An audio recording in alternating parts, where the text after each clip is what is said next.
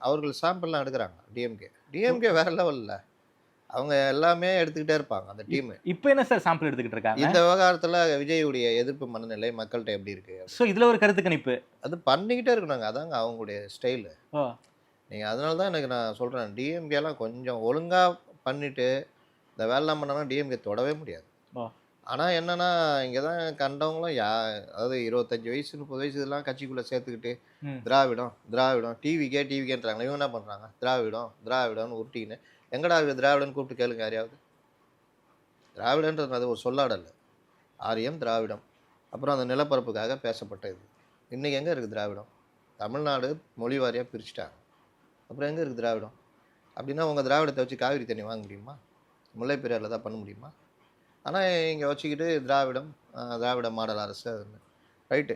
இப்ப என்னன்னா, இவர்கள் அந்த சாம்பிள் எடுத்திருக்காங்க. ஓகே. அந்த சாம்பிள்ல கிட்டத்தட்ட 60% மேல ம்.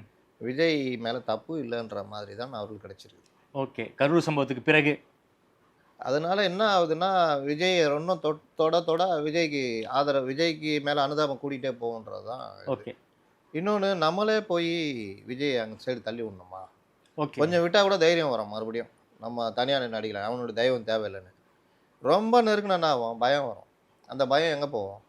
ஏதா அரசியல் ரீதியாக இப்ப இந்த 2 கட்சி எடுத்துக்கங்க. இப்போ ஏடிஎம்கே எடுத்துக்கங்க, டிஎம்கே எடுத்துக்கங்க. அவர்கள பொலிட்டிக்கலா நீங்க என்ன பண்ணாலும் தைரியமா நிப்பாங்க. ஆமா. ஏன்னா அவங்களுக்கு ஒரு கட்டமைப்பு இருக்கு. ஒரு எல்லாத்தையும் பிரதான சந்திச்சு கட்சி. வந்தவங்க. ஆமா, ஆமா.